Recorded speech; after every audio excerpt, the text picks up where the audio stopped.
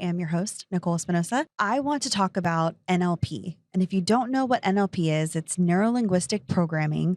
And this, well, first of all, I'm definitely not going to be able to go over all of it in this podcast because people take weeks and weeks of training through this. And I actually do this in our live event. I have a 2-hour training on this, but I want to condense this to give you tips on negotiating. NLP, Neuro-Linguistic Programming, what is it and why is it so important? NLP is all about the psychology of how the human brain works. And what is so powerful about NLP is that when you learn how to interact with people and talk to people that are not like you, that's the key.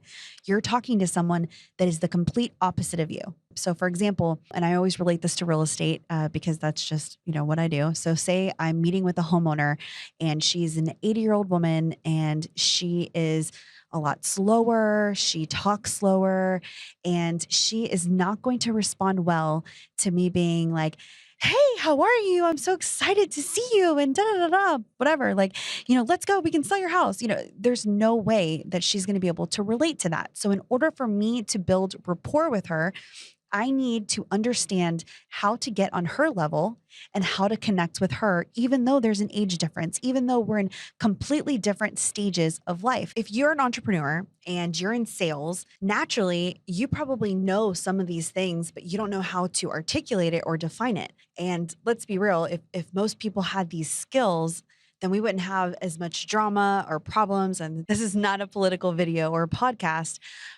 So I'm definitely not going to go into that. But I realized that I knew how to connect with people, but I didn't know what NLP was or how to tell my salespeople, like, hey, what are you talking about? Just get on their level and build rapport with them. And they're like, what are you talking about? And I realized as I was trying to train my team that there was specific skills that can be learned on how to negotiate and how to be effective when it comes to sales. So number one is never argue. Always agree with what someone's saying. So when I talk to a homeowner that is in foreclosure and they tell me that, no, there's absolutely no way that I want to sell. I want to keep my house. Like, this is what I'm doing. Then I agree with them. I'm like, yeah, absolutely. That definitely sounds like a good plan. When I'm doing is I'm trying to get on their side. I don't ever disagree or argue with the person that I'm trying to connect with or trying to negotiate with and get them on board or getting them to buy my product or whatever that looks like. I don't want to be their enemy. And so what a lot of people do is they try to insert themselves in the conversation and say, oh no, but you don't understand. Basically inserting themselves to show their knowledge, right? So it's innocent. People just want them to know like, hey, I'm the professional. I know what I'm talking about. That's the worst thing that you can do because you're automatically doing a you versus me situation. When you want to build rapport and you want to keep someone engaged on the phone and really becoming your friend, more than just someone that they need to hire, never disagree with them. Okay. So that goes right into my second point, into mirroring. So mirroring is an NLP technique. And basically what it is you are emulating their characteristics or behaviors, and they're subtle, right? But they're things that make that person feel comfortable. So going back to the elderly lady example that I had earlier, if I am meeting with someone that is in their 80s and they are talking a little bit slower, I'm going to mirror her mannerisms. I'm going to mirror her tone, the way that she's talking. And if you don't do this naturally when you're talking to someone, then you have to identify like, okay, this is what she's doing. And now consciously, I have to do the same thing so that I can be on her level. And that is a huge sales technique. What mirroring does is it builds rapport by mimicking those behaviors so you can be on their level. Okay.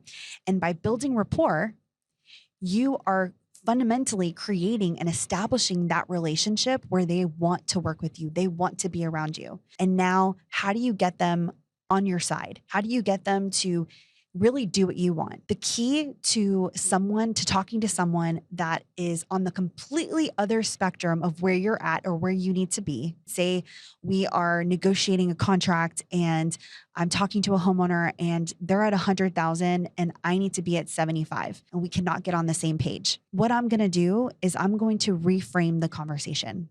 So I'm going to take the focus now off the numbers and I'm going to reframe the conversation on what their biggest problem is. And sellers do this all the time, and they don't even know that they're doing this strategically. They're just doing this out of desperation, that they're like, no, I need $100,000, right? So instead of me arguing, I'm going to focus on their biggest pain point, and I'm going to reframe the conversation to figuring out how to alleviate that. And what I mean by that is, say, let's just go with the elderly lady, poor Susan or Betty or whoever I use the example of. But so Betty is now the lady. So Betty is sitting here and she's like telling me in the very beginning that she is just so tired. Like needs to sell the house and needs to go to an assisted living, and she cannot handle worrying about the house anymore. So I know that Betty's biggest pain point in this situation is that she needs to move. She can't handle it. She can't handle the upkeep. She can't handle the repairs.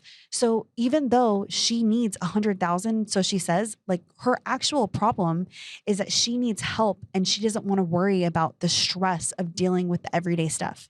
So now I'm going to reframe the conversation, since I'm not getting anywhere and I don't want to argue with her about price.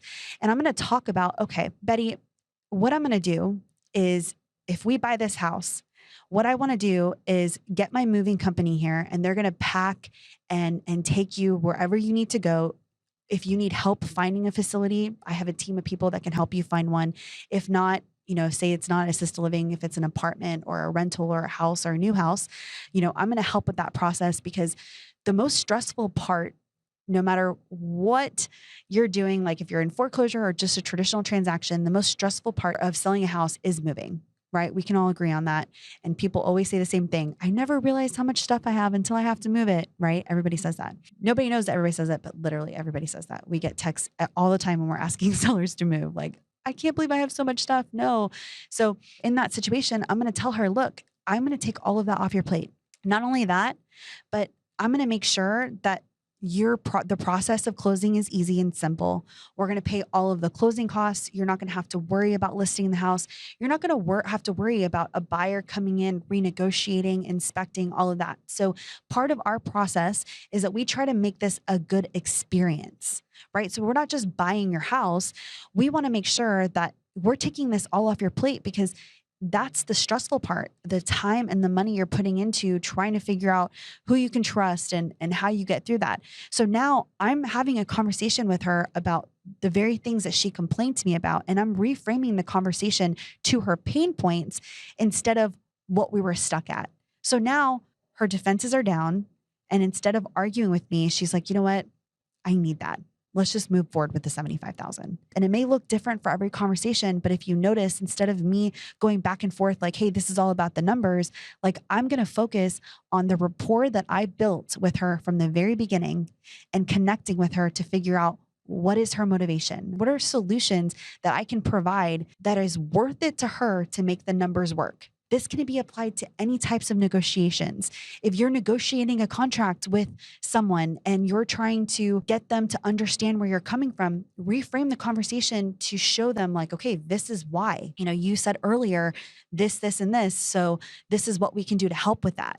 And now you're taking the focus off of what was making you guys against each other.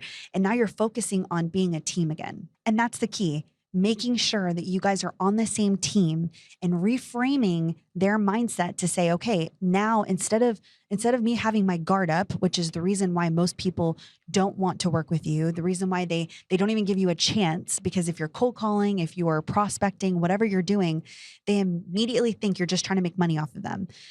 But when you're doing all of these things I talked about, like mirroring, reframing the conversation, and you're empathizing with, what they're going through and treating them as a human being, all of these things are so incredibly powerful in getting them to do what you need them to do. And I think a lot of people underestimate that because they can't get over themselves. They think that they need to somehow show this other person how amazing they are. They need to show this other person, this potential client, that they're the best agent in the entire country, that they have sold so many houses and that they know better and the client doesn't. And that's where people check out, because people really don't care about what you've done. They only care about how you can help them. They only care about how you can be a solution to their problem. They only care about how they can connect with you. And that's why, and not to go on a whole tangent, but that's why technology will never replace human relationships, because people crave that. They want to feel heard. They want to feel like they're being taken care of. In the society that we're in today, there are two ways to make money: through the actual experience, or they will pay for the convenience. So can you make your transaction an experience that they feel like I was important, I was heard, and I was taken care of? And can you combine it with the convenience of, hey, I did what I said what I was going to do. I'm making this easy for you, so I'm not overcomplicating it. And these are the steps that we need to take, and it's done. The reason why so many businesses are failing is because they try to overcomplicate their process. They don't follow through. And so there's like this so much back and forth on emails and phone calls and text messages, and they're not, being proactive with what they're doing. And so people are shying away because they're like, no, I'd rather put my phone number online and have someone email me a copy and have a computer do it.